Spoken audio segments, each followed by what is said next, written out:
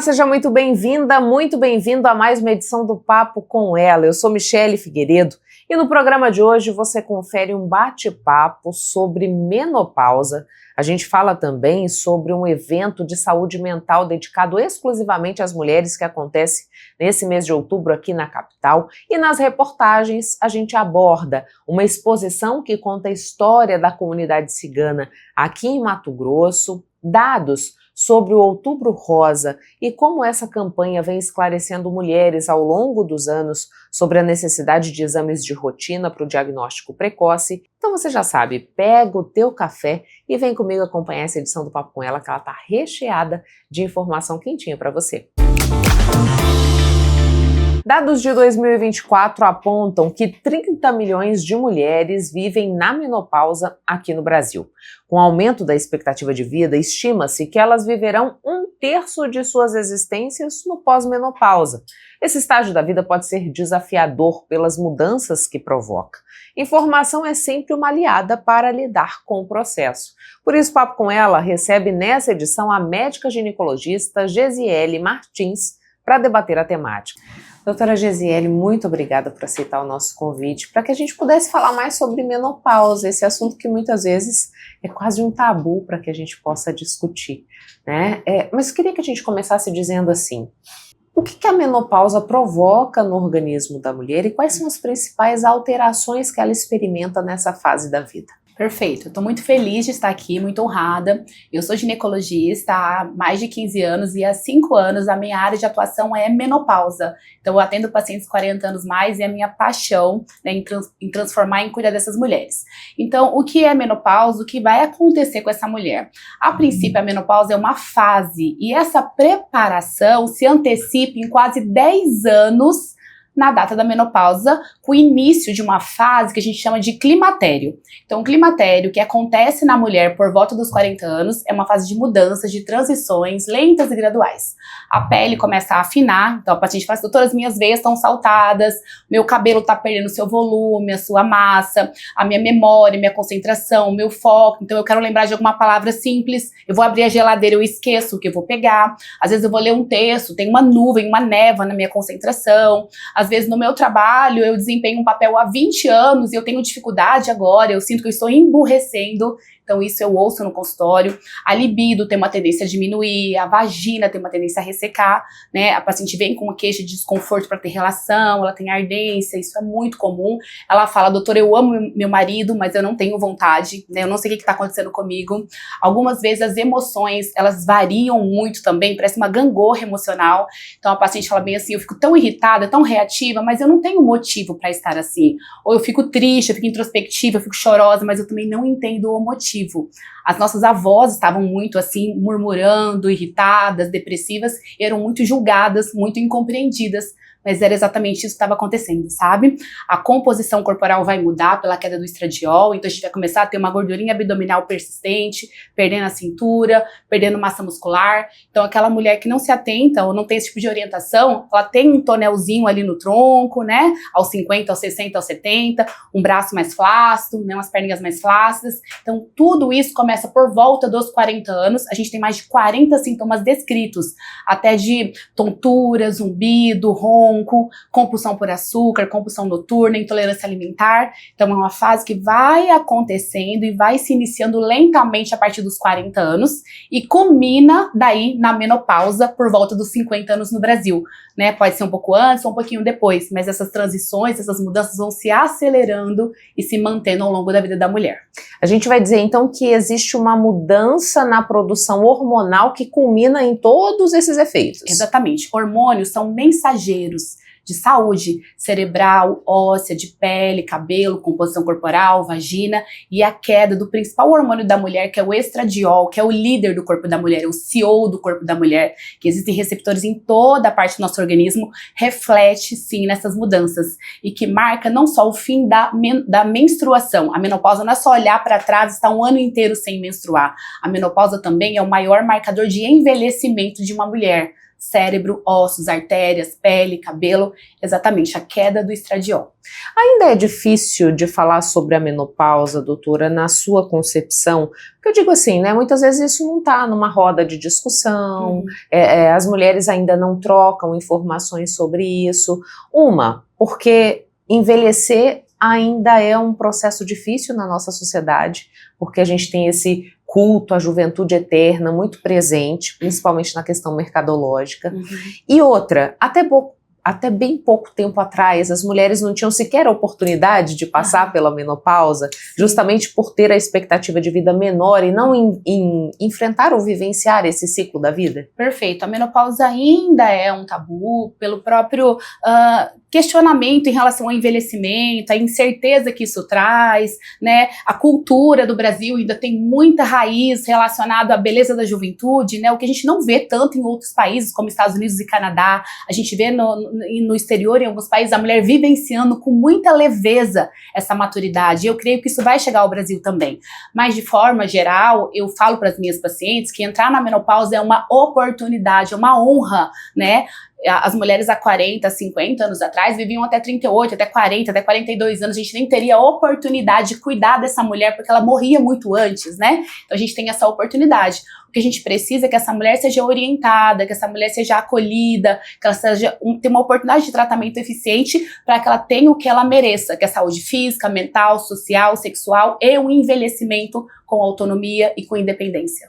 Nessa perspectiva, né, de suporte, o que essa mulher que está se aproximando dos 40, que vai vivenciar esse climatério para depois culminar de fato na menopausa, quais os cuidados que ela precisa ter, doutora? Já há ali um manejo medicamentoso ou de práticas disponíveis para que ela passe por essa fase de uma maneira mais confortável? Porque muitos relatos que a gente escuta é assim, sempre há uma reclamação da dificuldade de lidar com aquilo que se apresenta como diferente, né? Seja as ondas de calor, seja essa instabilidade ou essa irritabilidade que se apresenta. Então, como que a gente maneja essa fase? Perfeito. Primeiro, essa paciente tem que ser orientada, porque a paciente não compreende essas mudanças, né? Ela é muito julgada, ela tá incompreendendo porque, como eu disse, ela ama o marido, mas não tem vontade de ter relação, ela trabalha 20 anos, mas ela não tá conseguindo ter cognição no trabalho, então ela tem que saber o que tá acontecendo. Ela não quer brigar com o filho dela, mas ela tá reativa, né?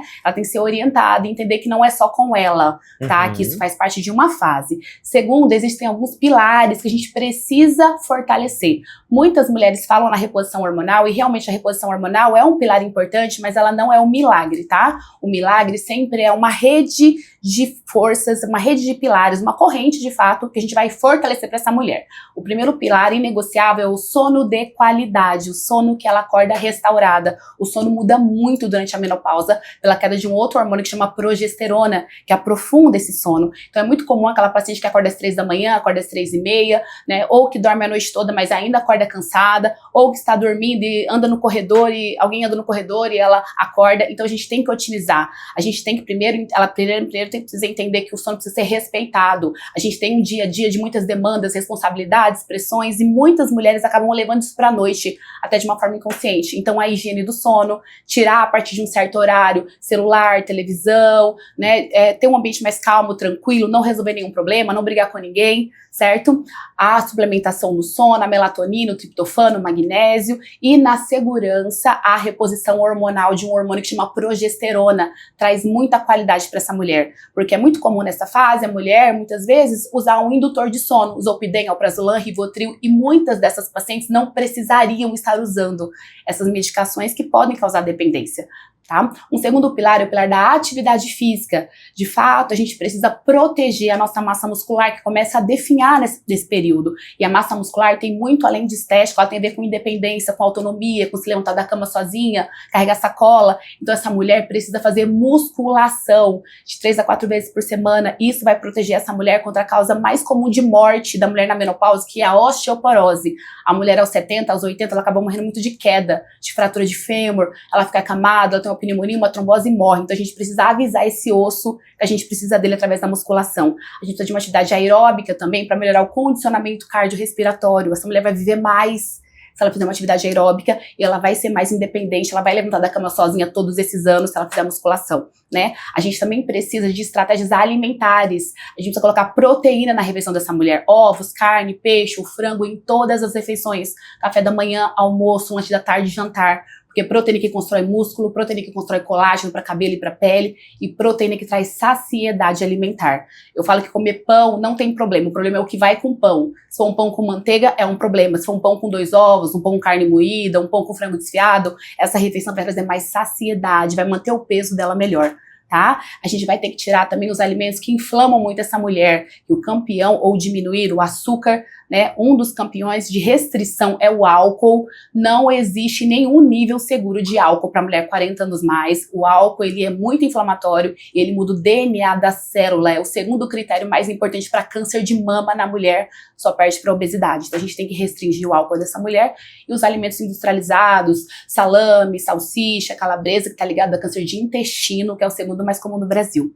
A gente precisa olhar para essa mulher também, para olhar o suporte dela nutricional, porque às vezes eu vou falar, nossa, você tem que ir para academia, mas a vitamina D dela tá baixa, o B12 tá baixo, o ferro tá baixo, então ela não tem nenhum suporte orgânico para que ela vá, que ela tenha disposição. Então a gente tem que olhar para isso.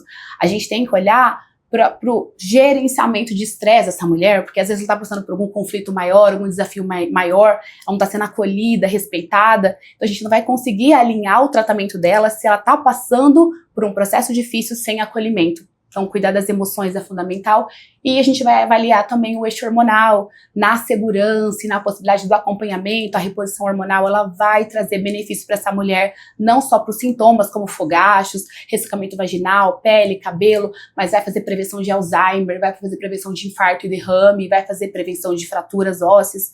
Então, essa mulher, ela tem uma corrente que pode ser auxiliada, além da reposição.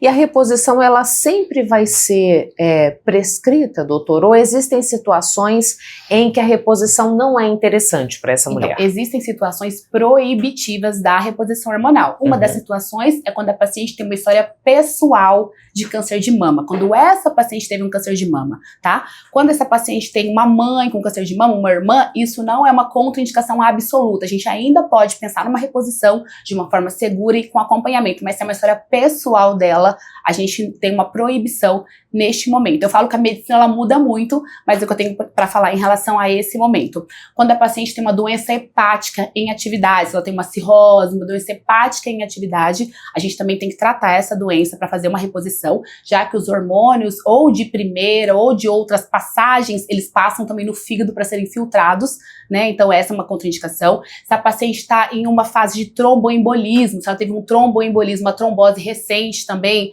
é evitada a reposição naquele momento. Muitas vezes a gente pode aguardar um momento, a gente pode avaliar qual foi o fator desencadeante dessa trombose, né? Se ela fez uma viagem muito longa, se ela ficou imobilizada por uma cirurgia, e se afastado causas hormonais, essa paciente ainda pode fazer quando ela estiver tratada, né? Então existem alguns fatores proibitivos, mas a maioria das mulheres, se a gente avaliar os exames, é muito seguro e muito eficaz para essa paciente. A gente estava falando sobre o climatério, que é esse momento, digamos, que o organismo está sendo preparado para chegar à menopausa, e a senhora bem disse pra gente que a menopausa não marca só o fim da menstruação, mas de toda uma mudança. A menopausa, ela também tem um prazo de duração, e se sim, o que vem depois disso, né? Essa é uma pergunta que a paciente fala muitas vezes: doutora, vai acabar quando? Quando que eu vou acabar, né? Como acabar com esses sintomas? A menopausa, ela é um marcador de envelhecimento, e o envelhecimento, ele tem a evolução natural dele, ele não cessa, o envelhecimento não cessa, certo? Então a gente considera que o climatério, na literatura, dos 40 até os 65 anos, depois vem o período senil, que é o próprio envelhecimento, mas a resposta de uma forma geral é que não, a menopausa, ela não vai acabar. Tá? Ela sempre vai ser uma paciente que está menopausada, porque a menopausa é uma data, a data que eu olhei para trás, estou um ano inteiro sem menstruar, e depois disso eu tenho uma pós-menopausa. Entendi. E quando a gente pensa nessa questão que a gente estava falando sobre as alterações que essa mulher vivencia, e que muitas vezes o mercado de trabalho não entende isso. Eu tive a oportunidade de conversar com um pesquisador recentemente aqui no Papo, e ele levantava informações justamente sobre como esse profissional 50 a mais é visto para o mercado de trabalho e a ressignificação que ele faz desse momento que ele vivencia. E ele dizia, olha, para as mulheres tem ainda um fator agravante, que é a menopausa. Sim. Como que a gente lida com isso nesse aspecto, doutora? A gente precisa, de fato, dar suporte para essa mulher, encorajar essa mulher, tratar essa mulher, tá? Porque a mulher sente muito. E essa geração que tá ativa agora, Michele, é uma geração muito recente. As nossas avós, com 50 anos, elas eram uma senhorinha que cuidavam da casa, que cuidavam dos netos, que faziam trabalhos manuais. Elas não estavam com essa rotina de pressão, de cobrança, de prazo, né, no trabalho e outras pressões.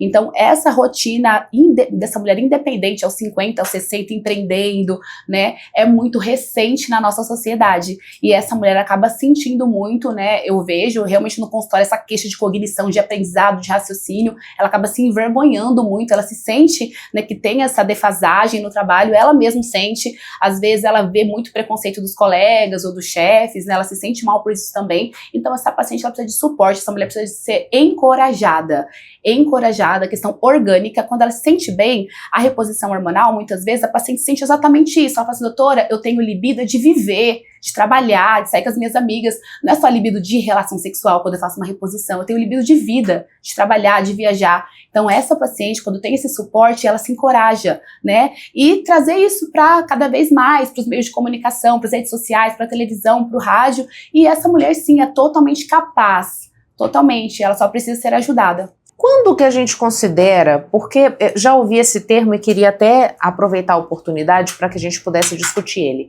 A fulana entrou na menopausa de forma precoce. Perfeito. Isso acontece? Quais são os fatores que contribuem para isso e quando é que a gente considera uma menopausa como precoce? Michele, isso não é tão incomum, tá? E na nossa geração, cada vez mais pacientes diagnosticadas com menopausa precoce, que é aquela menopausa antes dos 40 anos, tá? Muitas não estão antes dos 40 anos, mas muito antes da média da brasileira, que a média da brasileira volta dos 50, paciente com 41, 42, e isso é muito ruim para essa paciente, porque a menopausa é um marcador de envelhecimento importante. Então essa paciente, ela tá envelhecendo 10 anos antes, 12 anos antes, 14 anos antes da média da brasileira. Eu não tô falando de questões estéticas, tô falando de cérebro, tô falando de coração, tô falando de estrutura artéria, mesmo, né? Parte orgânica. Então essa paciente, ela precisa praticamente, assim, quase que obrigatoriamente ser tratada, ser orientada, porque ela tá perdendo muito. O risco de Alzheimer, de demência, de fratura é muito maior para essa mulher.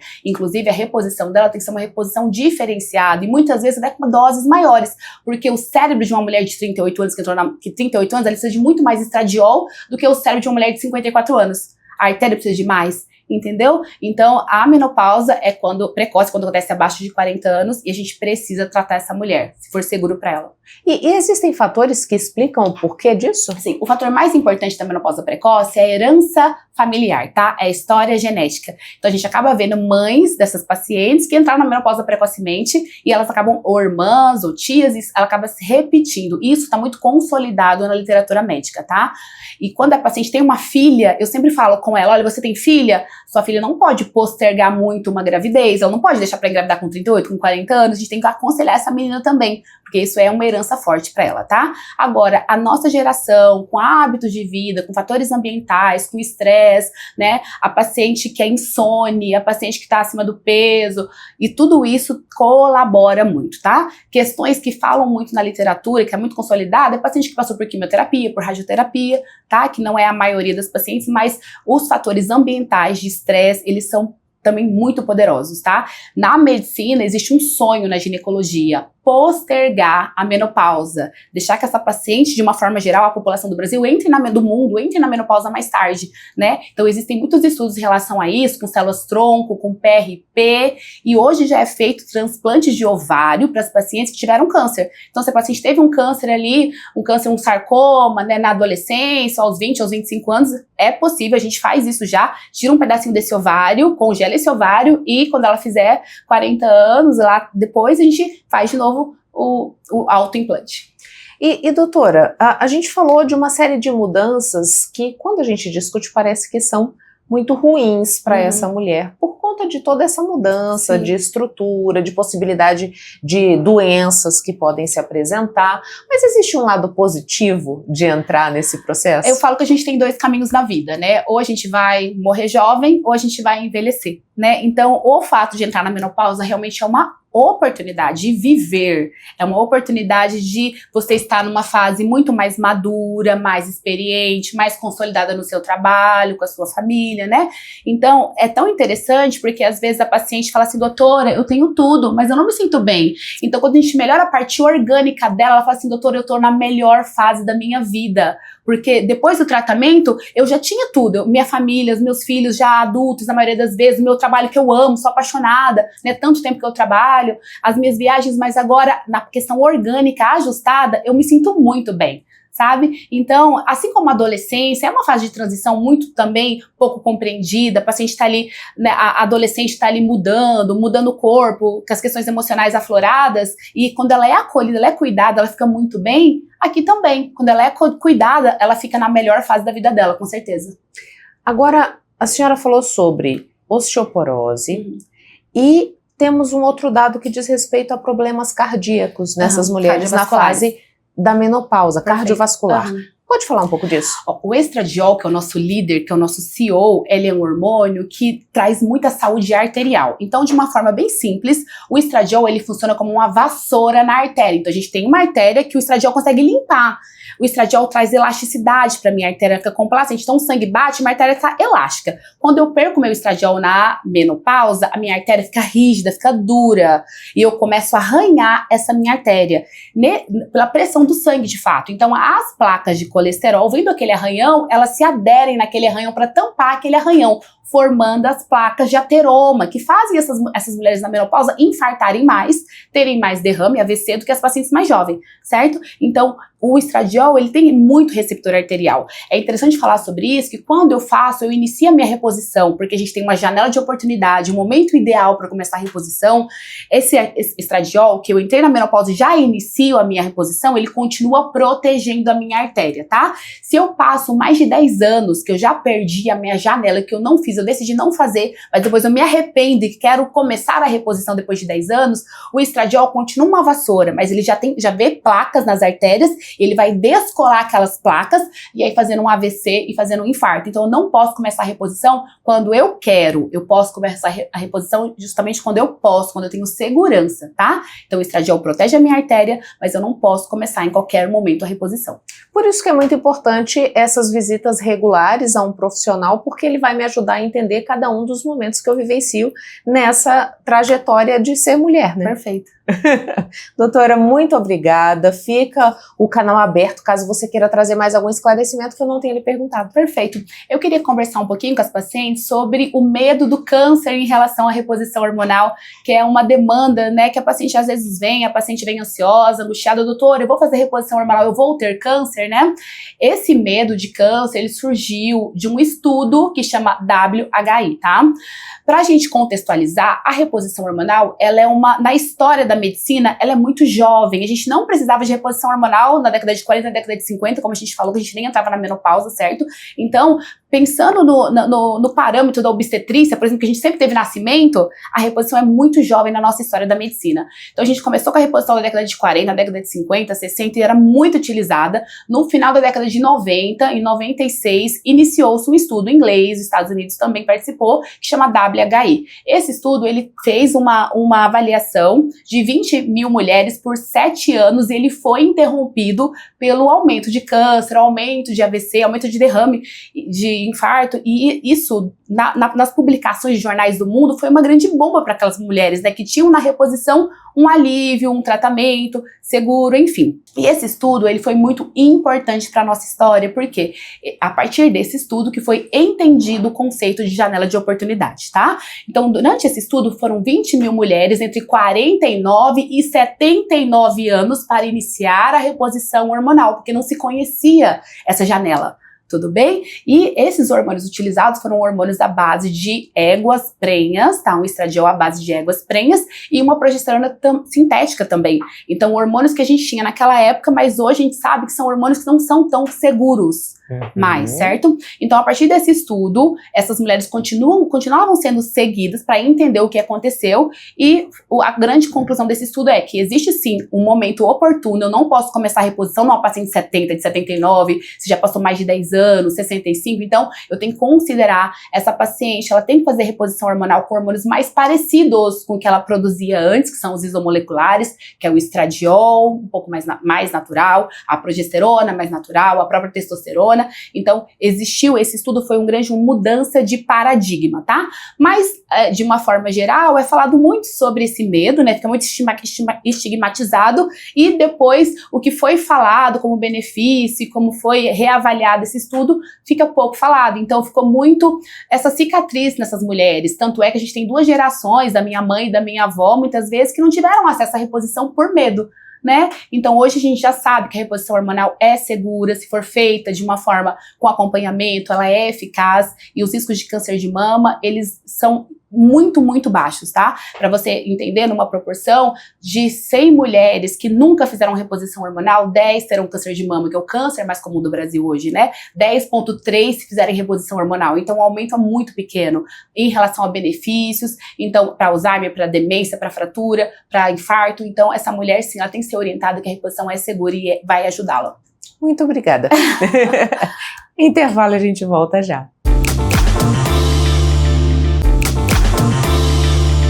Cuiabá cedia neste mês de outubro o Viva o Extraordinário, um evento de saúde mental exclusivo para mulheres. A programação promete reconexão, libertação daquilo que ainda prende e a possibilidade de assumir uma melhor versão. E para a gente saber mais desse movimento é que recebo aqui no Papo com Ela a terapeuta Grace Dutra, que é uma das palestrantes do evento. Grace, muito obrigada por aceitar o nosso convite para a gente falar sobre essa mobilização que vai culminar no Viva o Extraordinário, esse evento que visa discutir saúde mental com mulheres. Você pode explicar um pouquinho para a gente do que te motiva a trazer esse conteúdo para as mulheres aqui de Cuiabá, de Mato Grosso, enfim? Sim, eu passei por uma jornada de muita dor, também de ansiedade, de depressão, tive várias tentativas de suicídios. Vivia em médicos, né? Psicólogo, psiquiatra, cardio, neuro, reumato, endócrino. E chegou no momento que eu tomava 36 comprimidos por dia, todos com receita médica.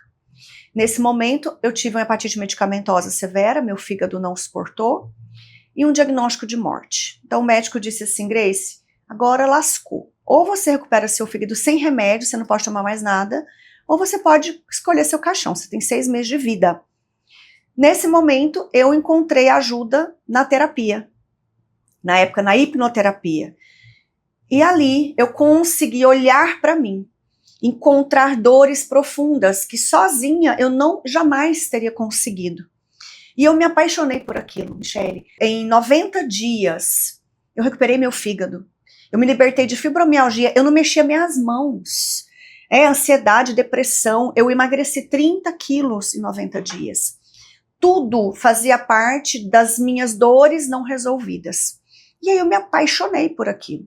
Eu via tantas mulheres nos consultórios médicos desesperadas, com um monte de exames, com dores, e sem achar solução. Sempre você entra e sai com uma receitinha na mão, mas não resolve, daqui a pouco vem de novo. Por quê? É emocional, são nossas dores não resolvidas. E quem causa as maiores dores? Principalmente nossos pais, as pessoas que são importantes para nós. Eu já atendi uma mulher que ficou 30 anos sem olhar no espelho, por uma brincadeira na infância. Pessoas que têm 15 anos, que não entram num elevador, que não fazem uma viagem, pânico. E ali, quando eu me apaixonei, eu fui buscar essas formações. Eu sou concursada da Caixa Econômica Federal, e eu deixei o concurso público, né? Montei meu espaço lá em 2022 e comecei a ajudar essas mulheres. Comecei esse movimento de palestrar, trabalho de formiguinha, de mostrar que é possível, que o corpo, na verdade, ele reflete o que está dentro de você.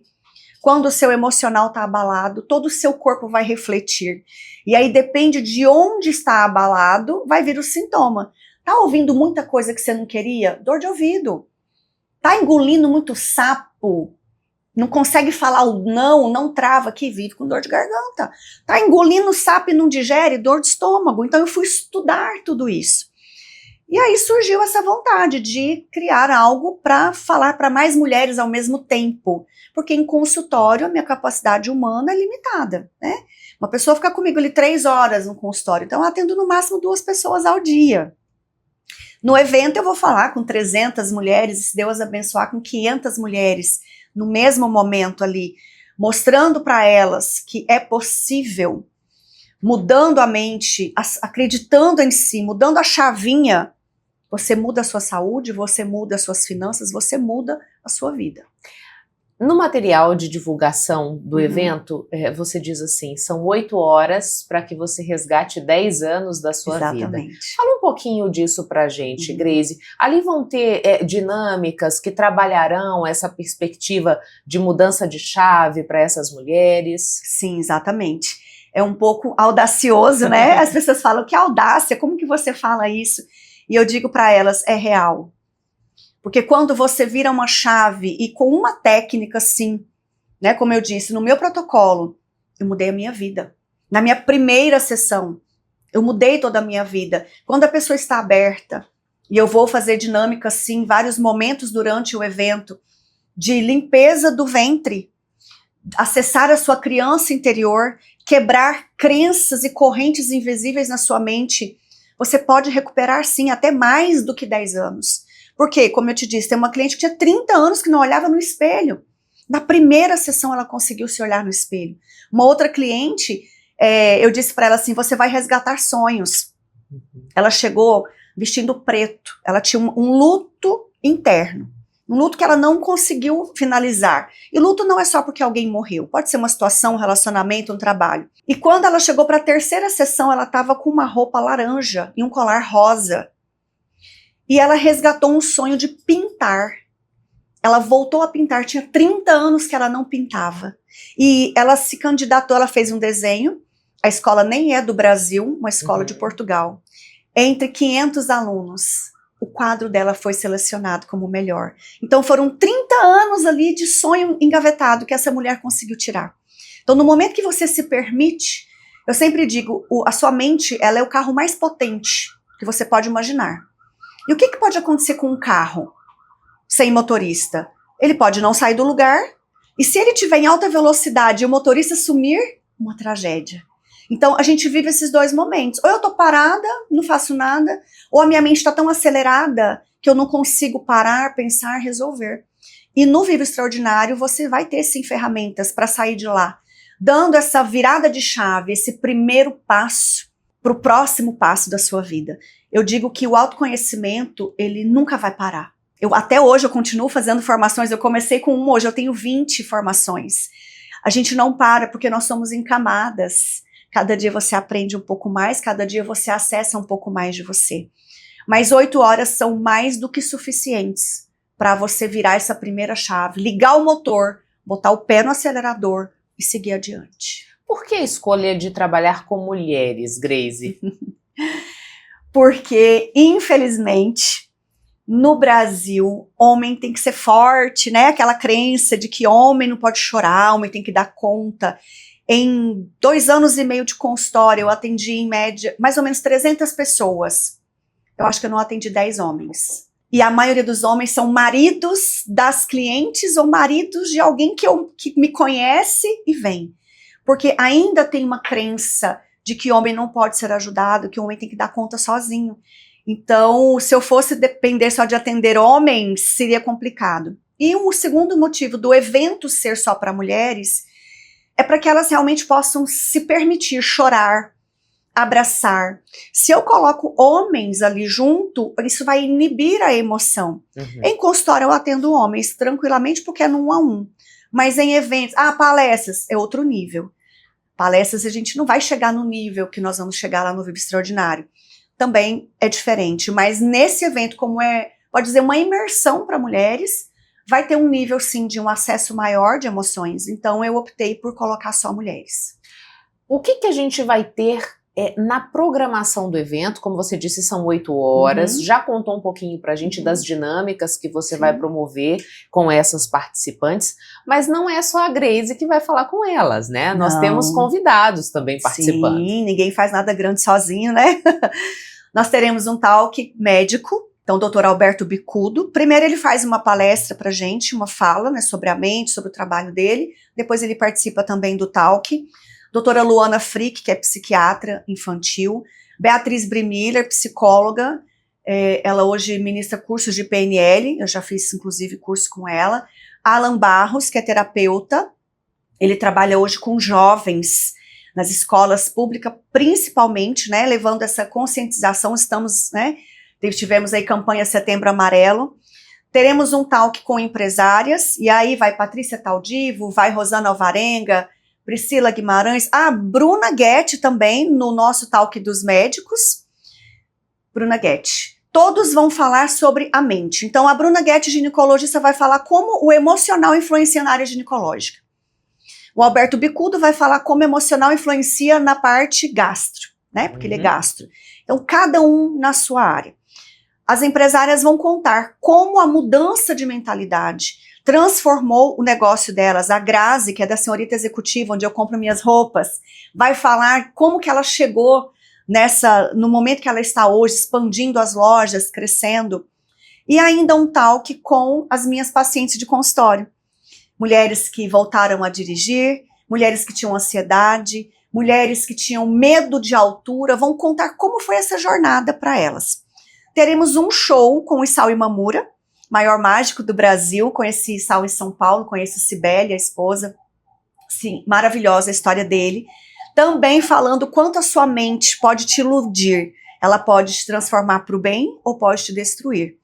Teremos ainda uma palestra com a Patrícia Taldivo, que é da Sodier Borelli, né? Do Borelli, Gelato Borelli Sodier Doces. Ela vai falar como ela conseguiu trazer essa doçura para os negócios. E Meire Guimarães, que é uma das minhas mentoras, também vai ter uma palestra. Então, você vê que é algo grande para que possa tocar todas as pessoas ali. Cada um se conecta com um. Mas eu tenho certeza que nenhuma mulher vai sair de lá da mesma maneira que entrou. Esse ano, Grace, você organiza o Vivo Extraordinário com uma perspectiva também social, que é de contribuir com a manutenção do Hospital de Câncer. Fala um pouco pra gente de como isso vai se dar, né, nesse processo do evento e qual é a sua ligação com a instituição. O HCAM, para mim, é do coração. Eu já tive um nódulo no seio muitos anos atrás, graças a Deus não era nada. Mas eu também já servi café da manhã no HCAM, já doei meu cabelo lá no HCAM. E me veio no coração, porque para mim tudo tem que ter um propósito. Eu falo que se for só por dinheiro, você já perdeu. Então, quando eu pensei num evento em outubro, a campanha do Outubro Rosa é muito grandiosa, né? Câncer de mama, camiseta rosa. Eu estive lá e eu convidei o HCAM para participar. Eu falei, olha, eu gostaria de ter vocês lá, com um stand de vocês, para vender as camisetas da campanha Outubro Rosa. Nós vamos ter de 300 a 500 mulheres. Não quero nenhum centavo, é para vocês. Só que ali vai ter um grande número de mulheres, vocês podem vender, e pode também, o hospital vai ter uma fala. Alguém do hospital, a gente não sabe se vai ser a doutora Manuela, quem que vai representar o hospital, para essa conscientização, né, do autocuidado. E nós vamos arrecadar alimentos para o hospital. Então, estamos falando aí com produtores rurais, já conseguimos 400 quilos de feijão, conseguimos uma parte de arroz. A nossa meta é 1 tonelada de arroz, uma de feijão, uma de macarrão, 1.000 litros de leite e 1.000 litros de óleo. Essa é a demanda do hospital para um mês. Então, eu tenho falado para as pessoas, vamos doar um pouquinho disso, né? Vamos levar esse amor. E para as mulheres em tratamento de câncer, nós estamos pedindo bijuterias que você não usa mais, lenço, cabelo, você vai cortar o cabelo, pede para tirar, a partir de 7 centímetros, eles fazem franja e faz peruca para crianças. E isso gera pra gente aquele calorzinho no coração, né? Eu já estive lá no HCAM também, participando do grupo deles de palhaços, né? Aqueles que vão dentro do hospital, sair de lá aos prantos, né? Chorando. Dei uma pausa agora por conta do evento, assim que passar o evento eu retorno. Então o trabalho deles é encantador, é maravilhoso. A maior parte dos recursos para eles manter o hospital é realmente doações dos empresários, né? É muito lindo a história do HCAM. E é de coração mesmo, é muito assim de amor, né, com eles.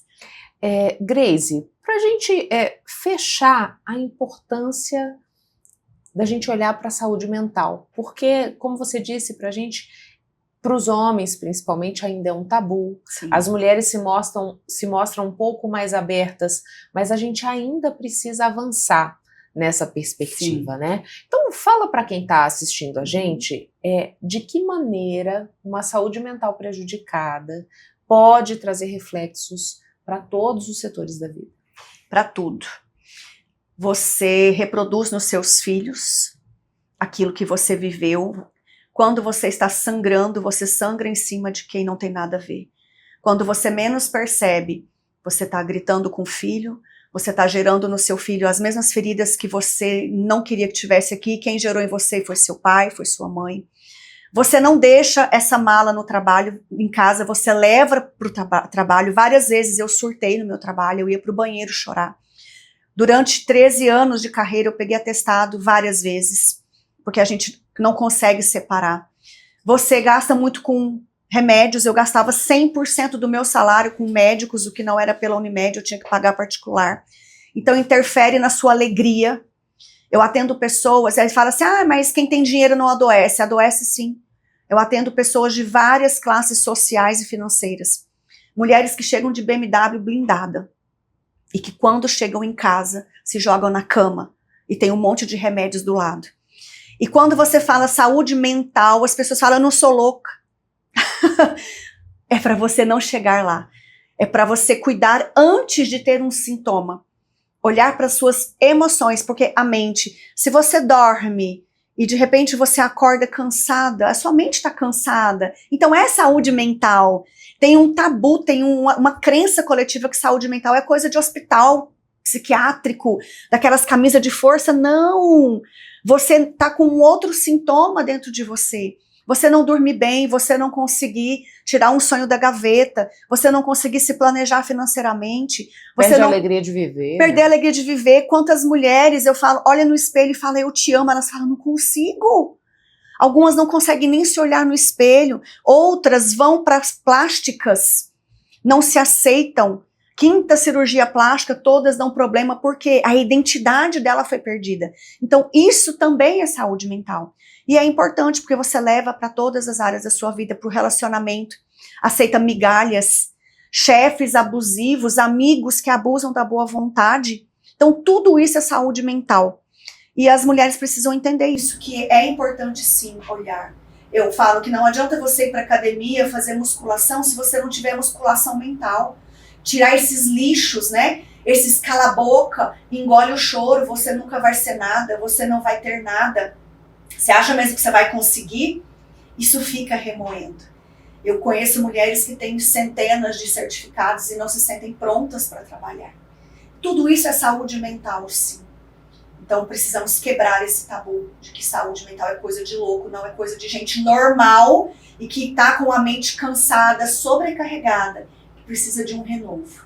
Ainda mais em Mato Grosso, né, Grace? A gente falando sobre essa perspectiva da mulher, tantas mulheres que sofrem violência doméstica aqui, que são vítimas de feminicídio, a gente pode dizer que também tem ligação com saúde mental. Total, total. Eu vou te explicar por quê. Nós somos seres espirituais e energéticos habitando um corpo de carne. Nós recebemos informações espirituais, energéticas e aqui, genéticas. Tá no nosso sangue, no nosso DNA. Quando você vai ao médico, ele pergunta o nono sintoma e a terceira pergunta tem alguém na família com isso? Quando você olha para essa mulher que está sofrendo violência doméstica, que tem um relacionamento abusivo, e você pergunta para ela como foi o relacionamento da sua mãe com o seu pai, ela fala assim, nossa, é igual. Então, repetição de padrão. Nada assim de falar, eu vou defender homem. Não, de jeito nenhum. Tá errado de todas as formas. O homem não tem direito nenhum de encostar em você. Mas o que eu estou falando da questão mental é por que essas mulheres se conectam com esses homens? Por que elas não conseguem sair no primeiro sinal? E muitas falam, eu não consigo, é mais forte do que eu. Tive um podcast gravado com a doutora Claire Vogel, que é do Ministério Público, e ela falou, Grace, no dia tinha 32 mulheres que tinham sido já vítimas em Mato Grosso. E ela falou, dessas 32, o Estado tinha conhecimento de 4, porque elas não falam. Das 4, 3 já tinham voltado com o agressor. Então, apenas uma o Estado realmente falhou. Então, as mulheres, elas aguentam isso. Por que elas aguentam? Eu escuto em consultório. Às vezes, essas mulheres vão falar com a mãe. E a mãe fala assim, ah, minha filha, mas você tem uma casa tão boa. Ele paga a escola das crianças. Você quer separar por quê? Mas só Aguenta, por isso? só por isso. Aí, quando ele não bate, elas falam assim, ele nem te bate. Olha o que seu pai fazia comigo. Eu que tinha que trabalhar para pôr comida. Então, assim, é uma coisa que vai passando de geração em geração.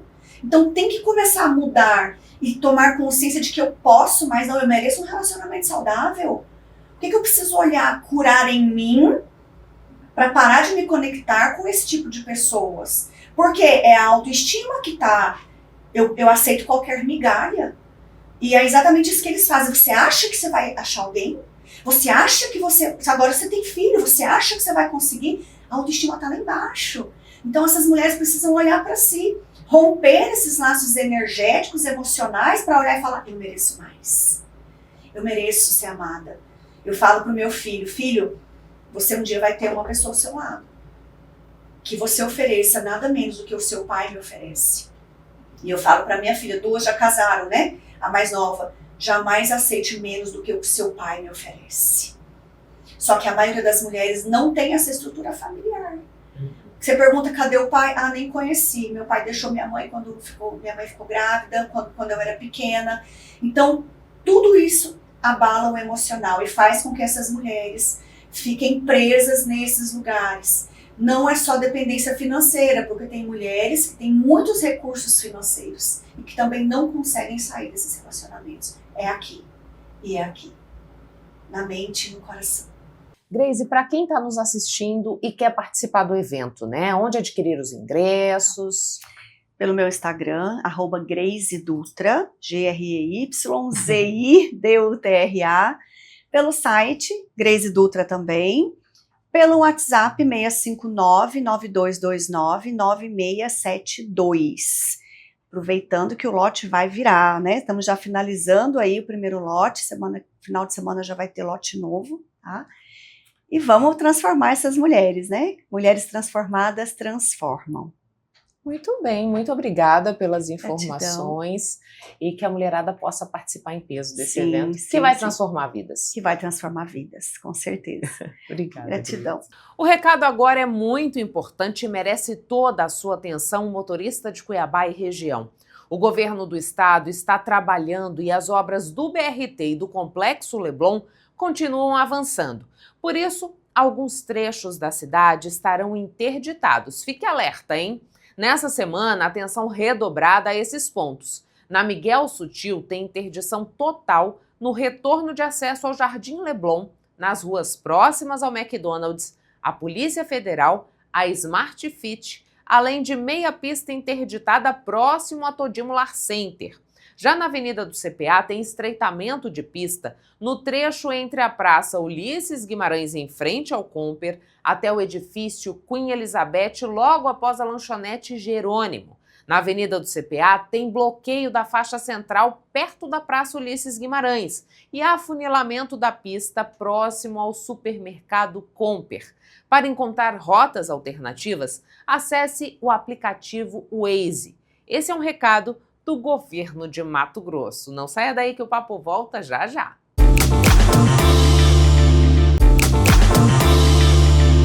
Sabe todo esse conteúdo que você confere aqui no Papo com Ela? Ele fica disponível também no nosso canal no YouTube para você ver e rever quantas vezes quiser e compartilhar com quem você acha que deve acessar essa informação que a gente debate aqui no programa. Para isso, fica o meu convite. Inscreva-se no nosso canal no YouTube, assim você não perde nada que a gente faz aqui no Papo.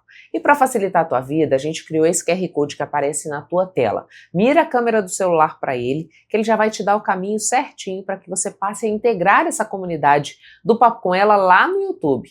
E sabe onde você consegue acessar também o nosso conteúdo? No site nossarepublica.com.br.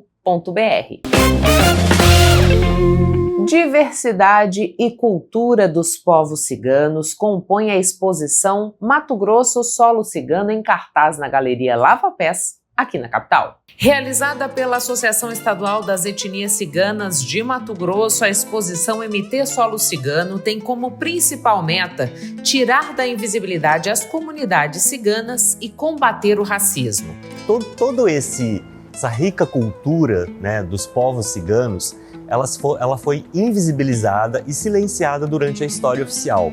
Então a exposição ela traz elementos em várias linguagens, múltiplas linguagens, como fotografias, videoartes, poesias, instalações, filmes, todos com temática cigana, com fotografias de 3 comunidades ciganas matogrossenses, aqui de Cuiabá, de Tangará da Serra e de Rondonópolis, com vários artistas, né? Então a gente está cercado de uma boa equipe que trouxe aí o universo cigano, inspirado no movimento cigano futurista, que é um movimento que pensa o futuro das comunidades ciganas sem racismo, sem estereótipos e sem preconceitos. A exposição segue disponível na Galeria Lava Pés até o dia 25 de outubro, de segunda a sexta-feira, em horário comercial. Sem dados oficiais no censo do IBGE, a população cigana em Mato Grosso ainda é invisibilizada estatisticamente. No entanto, um levantamento feito pela associação em parceria com a Unemate identificou cerca de 1.500 ciganos em 15 municípios do estado. Quando a gente fala de povos ciganos, a gente está falando de diferentes grupos étnicos com culturas diferentes, histórias diferentes, manifestações e tradições diferentes.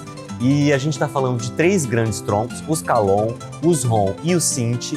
Os Calon foram os primeiros a chegar no Brasil, deportados de Portugal. No ano de 1574 é o primeiro registro. Durante mais de 300 anos, os portugueses degredaram sistematicamente ciganos para o Brasil e os Calon são maioria. Depois chegaram os Rom, depois no final do século XIX, início do XX, principalmente na Primeira e na Segunda Guerra Mundial, e os Sinti também vieram nessa leva. Então a gente tem uma grande maioria de Calons espalhados no Brasil inteiro. Em Mato Grosso, a maioria é Calon. A maior comunidade cigana de Mato Grosso está em Rondonópolis, com cerca de 300 pessoas. Apesar de não reconhecida, a influência cigana no campo das artes é bastante significativa aqui no nosso país. Então, os povos ciganos, apesar de estarem aqui no Brasil, né, desde o início da colonização, essa história, essas contribuições foram negadas na história. Não tem, por exemplo, nos livros didáticos, nos currículos escolares, nos livros de história, nos livros de literatura, ou quando aparece é de uma forma preconceituosa e estereotipada. Por exemplo, tipo a Capitu, olhos de cigano oblíqua e dissimulada. Né? Ou então ciganos roubam, ciganos são trapaceiros. Mas, de verdade, são seres humanos, são grupos étnicos como qualquer outros, tem gente boa, tem gente ruim e contribuíram muito. Por exemplo, vou dar um exemplo. Na música, por exemplo, o pandeiro, que é uma coisa que é o símbolo do samba nacional, foi trazido na Europa pelos ciganos. O pandeiro foi introduzido na Europa pelos ciganos e depois veio de Portugal para o Brasil com ciganos também e hoje é símbolo do samba, né? A língua portuguesa tem também influência dos Calon. Não sei se você já ouviu aquela palavra baixo calão. São os portugueses se referindo à forma com que os Calon falam. Os ciganos Calon. Só que eles aportuguesaram e falam calão. A própria palavra gajo que os portugueses falam, o gajo, opa, gajão é a forma com que os ciganos chamam os não ciganos, gajon. E os portugueses pegaram gajon e transformaram em gajo. Então você vê que há uma influência, né, cultural. No Brasil a gente tem, assim, as pessoas muitas vezes não falam que são ciganas, né, porque tem muito preconceito.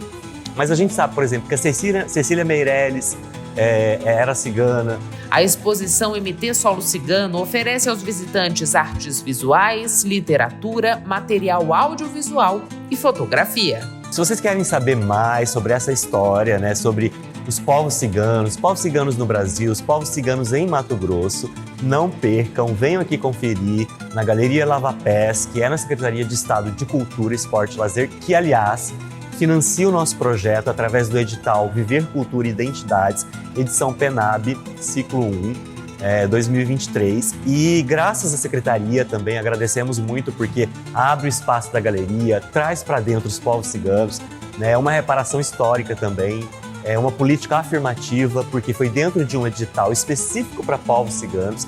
E aqui vocês vêm, vão conhecer, tem filmes, são 17 filmes com a temática cigana, tem poemas, tem fotografias, tem videoarts, tem instalações, tem, por exemplo, monóculos, né, que são aquelas fotos antigas que a gente olhava assim na luz. A gente tentou trazer um ar de intimidade para que as pessoas se sintam em casa, se sintam próximas, conheçam, porque é só conhecendo que a gente quebra os preconceitos, quebra os estereótipos e o racismo. O mês de outubro é símbolo do combate e prevenção de um dos principais cânceres que afetam a saúde feminina, o câncer de mama. A campanha incentiva a realização de exames regulares, que facilitam o diagnóstico precoce. Estimativa feita pelo Instituto Nacional de Câncer, o INCA, aponta que até o final do ano, 73.610 novos casos de câncer de mama serão registrados no Brasil. Ele é o tipo de câncer mais comum entre as mulheres após os tumores de pele não melanoma.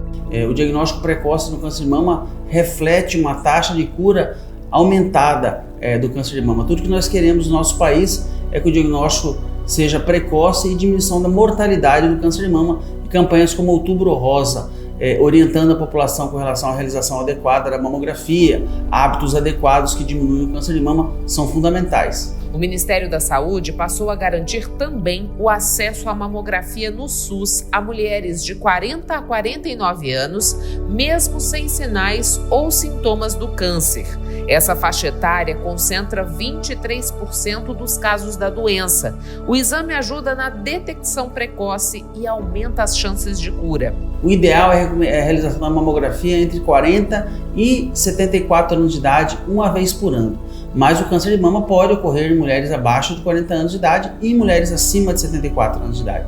Por isso é fundamental o acompanhamento médico. O ideal é que o câncer de mama seja diagnosticado na fase subclínica, ou seja, onde ele não é palpável através do nódulo mamário. Isso traduz uma chance de cura maior. Toda vez que o câncer de mama é diagnosticado numa fase clínica, ou seja, palpável, ele já está um pouco maior. Então o ideal é que o câncer seja diagnosticado numa fase subclínica, que ele não é palpável pela paciente nem pelo médico. A mamografia pode ser um exame desconfortável. Algumas dicas para reduzir a sensação de dor durante o exame são evitar o consumo de café, chocolate, refrigerante e outras bebidas com cafeína, além de produtos com gordura saturada. Isso porque esses alimentos contêm substâncias que afetam os hormônios e podem levar à dor. Agende a mamografia entre o 7º e o 14º dia do ciclo menstrual. O ideal é evitar o período pré-menstrual, quando as mamas ficam mais sensíveis e doloridas. Importante salientar também que a prática contínua de atividade física diminui a incidência do câncer de mama entre 20% e 30%. E pacientes com diagnóstico de câncer de mama que realizam atividade física apresentam também maiores taxas de sucesso e de cura. Logo, a atividade física é parte do tratamento e da prevenção. No Brasil, são esperados em torno de 74 mil novos casos de câncer de mama. Em Mato Grosso, em torno de 1.040 casos. É fundamental a adoção de medidas que diminuam o aparecimento do chance de câncer de mama, como, por exemplo, evitar bebida alcoólica, tabagismo, manter o peso, amamentação, tudo isso é fundamental. Na grande maioria das vezes, o câncer de mama não tem uma causa identificada, são fatores esporádicos, mas em 5 a 10% de casos tem origem genética, Então é fundamental a gente tomar medidas adequadas, as mulheres tomarem medidas adequadas que evitam o aparecimento do câncer e a realização da mamografia de forma adequada.